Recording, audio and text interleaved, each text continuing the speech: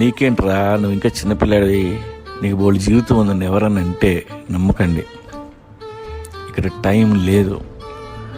కళ్ళు మూసి తెరిచే లోపు అందరికీ సీటు కింద 60 ఏళ్ళు వస్తున్నాయి.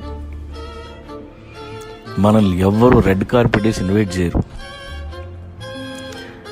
నీ నెసెసిటీ అవతలాడి క్రియేట్ చేస్తే బిజీగా ఉంటావు.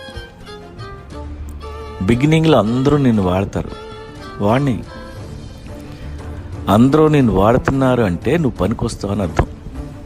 అన్నీ వాళ్ళే నేర్పుతారు, నేర్చుకో.